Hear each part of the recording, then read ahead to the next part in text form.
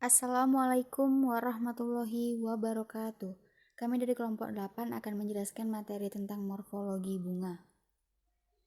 Adapun nama kelompok anggota 8 yaitu Retno Aisyah Yuli, Putri Dea Frista Simanjuntak, dan Widya dan Joso. Pada pembahasan pertama akan menjelaskan tentang pengertian bunga. Bunga merupakan alat reproduksi seksual pada tumbuhan.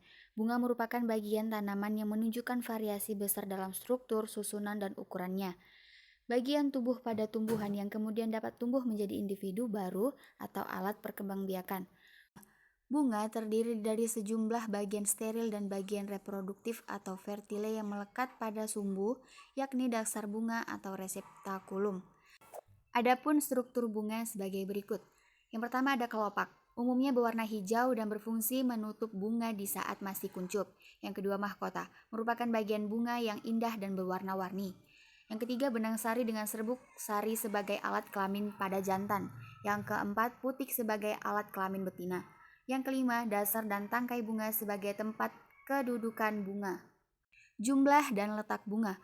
Berdasarkan jumlah bunga yang dihasilkannya, tumbuhan dibagi menjadi dua macam, yaitu tumbuhan berbunga tunggal atau planta uniflora.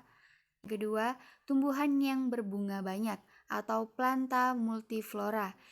Menurut tempatnya pada tumbuhan, kita dapat membedakan menjadi dua. Yang pertama, bunga pada ujung batang atau flos terminalis.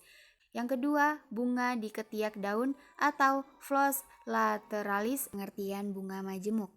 Bunga majemuk adalah sekelompok kuntum bunga yang terangkai pada satu ibu tangkai bunga atau pada suatu susunan tangkai-tangkai bunga yang lebih rumit. Saya, Putri Dea Frista Simanjuntak, akan melanjutkan materinya, yaitu struktur bunga majemuk. Pada suatu bunga majemuk, lazimnya dapat kita bedakan bagian-bagian berikut.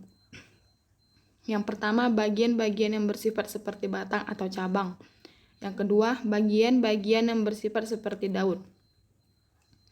Bagian-bagian jenis-jenis bunga majemuk dibagi menjadi 3 bagian, yaitu bunga majemuk terbatas, bunga majemuk tidak terbatas, dan bunga majemuk campuran.